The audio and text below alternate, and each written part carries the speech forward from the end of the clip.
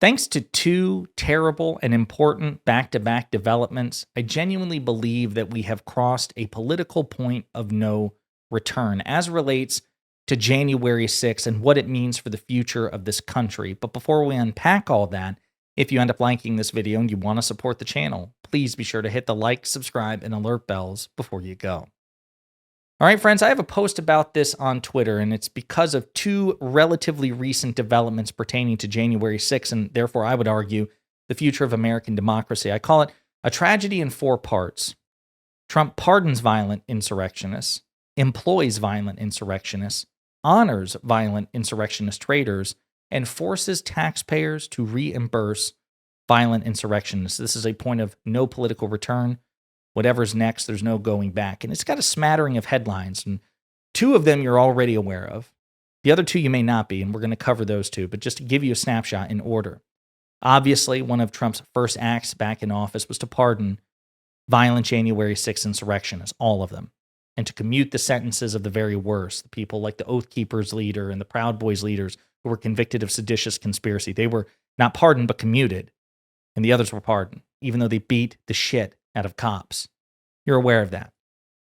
The next one, and we did a video about this a couple of weeks ago, is a January 6th rioter who was at the insurrection and shouted, "Kill them," referring to cops, "Kill the cops," is now an employee of the Trump Justice Department, a man who called for the murder of police. We have it on tape.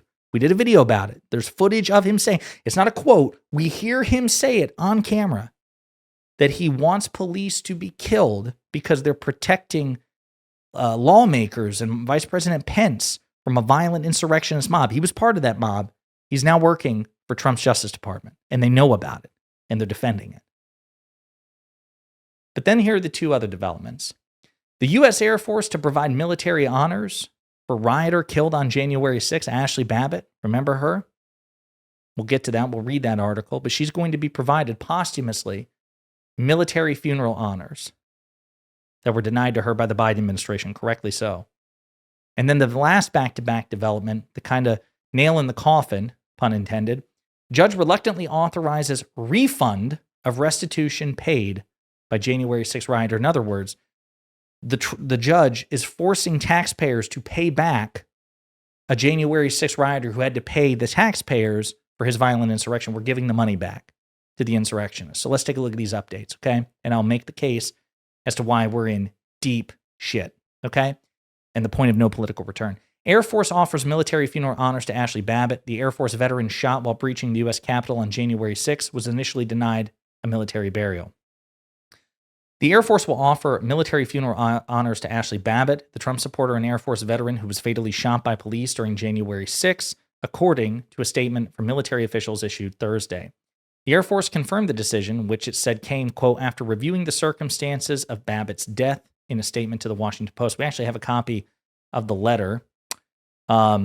This is written to Michelle Widoff and looks like Aaron Babbitt. Dear Mrs. Widoff and Mr. Babbitt, on behalf of the Secretary of the Air Force, I write to extend the offer for military funeral honors for Ashley Babbitt. I understand that the family's initial request was denied by Air Force leadership in a letter dated February 9th, 2021. However, after reviewing the circumstances of Ashley's death and considering the information that has come forward since then, I am persuaded that the previous determination was incorrect. Additionally, I would like to invite you and your family to meet me at the Pentagon to personally offer my condolences.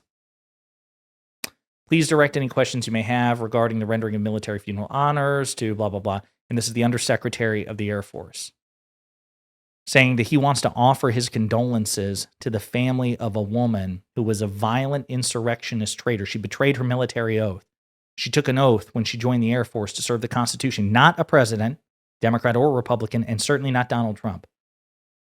And she betrayed that oath when, on behalf of Donald Trump, she tried to attack the Capitol. She was warned repeatedly not to breach the barrier. Don't do it. Don't do it. It wasn't like she was shot in the back.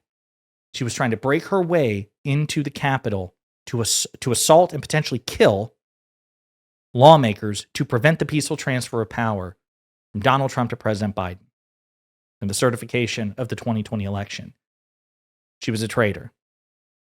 And it is despicable that we are at this point where the Undersecretary of the Army wants to personally offer condolences to her family. Now, her family are not necessarily traitors. They didn't take an oath. They're free to not only grieve their daughter or their sister, whoever it may be. I understand that. That's human.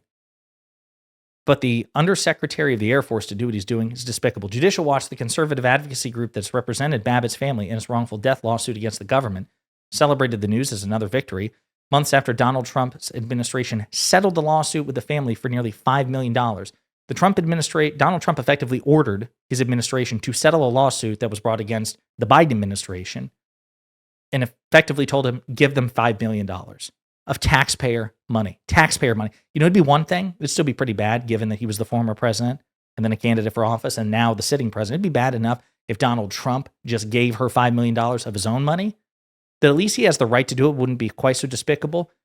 Donald Trump forced the government to give the family of a traitor $5 million of your taxpayer money.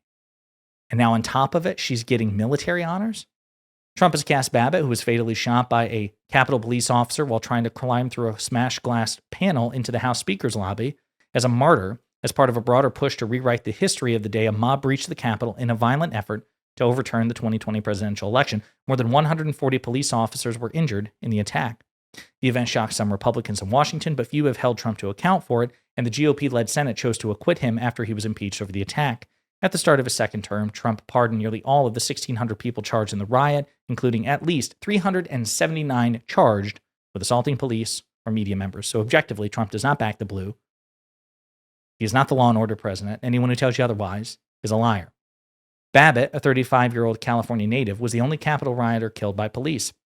She served on active duty as a security forces senior airman from 2004 to 2008, and then both served in the Air Force Reserve and Air Force National Guard, deploying to Afghanistan in 2005, Iraq in 2006, and the UAE in 2012 and 2014. Her family had initially sought military funeral honors for her in 2021, but was denied at the time, quote, due to the circumstances preceding her death, according to a February 2021 letter to the family by the Air Force that was obtained and published by Judicial Watch. It was part of a package the group sent to Defense Secretary Pete Hegseth in July, asking him to allow the military burial in light of Trump's mass pardons. The Air Force declined to comment on Thursday. Attempts to reach Babbitt's mother on Thursday were unsuccessful. Military funeral honors are based on whether the service member is eligible, the rank of the service member who died, and what resources are available at the cemetery they are buried in. Any service member who was on active duty at the time of their death is eligible, as is any former service member who was honorably discharged.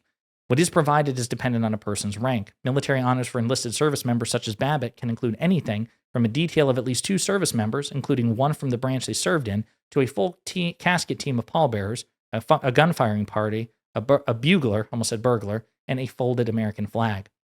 Babbitt's death has continued to be a focal point for Trump and right-wing activists who have organized to support the January 6 rioters. The lawsuit filed by Babbitt's family alleged that Babbitt did not go to Washington, quote, for any unlawful or nefarious purpose, had her hands in the air when she was shot, quote, and posed no threat to the safety of anyone. Federal prosecutors cleared the officer who killed Babbitt of wrongdoing in 2021. So, that's pretty bad. The last thing I want to read you is the fact that, on top of all of that, a judge has reluctantly forced the government to pay back, to reimburse a January 6 rioter. A federal judge has authorized a $2,200 refund to a January 6 rioter whose felony conviction was dropped after Donald Trump issued a blanket pardon to those who breached the Capitol or attacked the police. It's the first time a pardoned January 6 defendant has received a refund of the fines and restitution that many were ordered to pay, even though the Justice Department endorsed the refunds in April, because of course they did, right? U.S. District Judge John Bates approved the return of the $2,000 restitution paid by Yvonne St. Cyr, concluding that because she had appealed her conviction and the appeal was still pending when Trump's pardon ended her case altogether, she was no longer guilty in the eyes of the law and was entitled to the return of her funds. She was also refunded a separate $270 penalty applied after her sentencing. Quote, sometimes a judge is called upon to do what the law requires, even if it may seem at odds with what justice or one's initial instincts might warrant. This is one such occasion. Bates presided over a jury trial that resulted in St. Cyr's conviction in March 2023. She was convicted of 2 felony counts of impeding police during a civil disorder, egging on rioters as they battered police near the Capitol's Lower West Terrace Tunnel, St. Cyr also remained defiant, telling Bates she, quote, did the right thing on January 6th, just before he sentenced her to 30 months in prison. Despite his reluctance, Bates became the first judge to approve the return of the fines and restitution paid by a January 6 rioter, who was subsequently let off the hook by Trump's mass pardon. Several other judges rejected similar efforts, saying that even if Trump had pardoned them, they could not recoup the funds they'd already paid as part of their sentences. Several contended they were unable to authorize refunds because the money had already been paid to the U.S. Treasury, and only Congress can approve such withdrawals. But Bates said his colleagues were mistaken, overlooking the court's power to approve a financial judgment, which he said did not require additional approval from Congress. But upon vacating St. Cyr's position, the D.C. Circuit Court of Appeals did not determine that St. Cyr is innocent of the crimes for which she was convicted, nor has this court done so. But because of the vacatur and the subsequent dismissal, the law presumes that she is innocent. As a result, the government has no right to retain her $2,270, which the law deems always hers. So, I end up exactly where I started, which is a tragedy in 4 parts. Setting aside the fact, obviously, that Trump was the one who fomented the violent insurrection in the first place. He then pardons the violent insurrectionists, employs the violent insurrectionists, honors violent insurrectionist traitors, Ashley Babbitt, and forces taxpayers to reimburse the violent insurrectionists. This is a point of political no return. Whatever's next, there's no going back. And I stand by that. I don't know what's coming next. Either we slide fully into authoritarianism or, God willing, a Democrat wins in 2028 after Democrats win in 2026. Again, also God willing, in which case I still don't believe we will ever return to a political norm. We tried that with President Biden. President Biden, domestically, by far the greatest president in modern American history, lacked a lot of the rhetorical ability and charisma of President Obama, but he was simply a better domestic president than President Obama. He was more effective. And yet, in some ways, he was an abject failure, not just with respect to aspects of his foreign policy, but because we tried to go back. We tried to be a return to normal, and it failed. And that's going to be part of Biden's legacy. He beat Trump in 2020 and tried the return to normal, and it was rejected. That is in part his failure. It's also in part our failure. It's also in part the failure of the Democratic Party. It's in part the failure of the voters. We all share in the blame. But what that means is we tried it Biden's way. We tried it the old guard normal way. It failed. So there has to be a new way for the Democrats. And I genuinely believe that it's going to involve a lot of investigation, a lot of prosecution, and a lot of punishment. I do not believe the turn the other cheek approach, which is what Biden did attempt. I don't think that's going to work here if and when Democrats ever get back into power. I think it's going to involve the state punishing the authoritarian insurrectionists to the extent that we're capable of doing so, because, of course, Trump's pardoned the January 6th insurrectionists. There's no one doing that. But it will require both political and legal influence by the state to make this course correction. I don't think that if we just try the Biden approach again, we're like, okay, you tried an insurrection, you failed, but you basically rewarded or managed to avoid culpability for all of it, and you got back into power, and you engaged in an authoritarian power grab. So I guess the bygones be bygones. I don't think that's going to work. And that's why I say I think that what Trump has done with January 6th, in fomenting it, pardoning them, employing them, giving them military honors and forcing the state to reimburse them, I think we're at the point of no return where there were no lessons learned.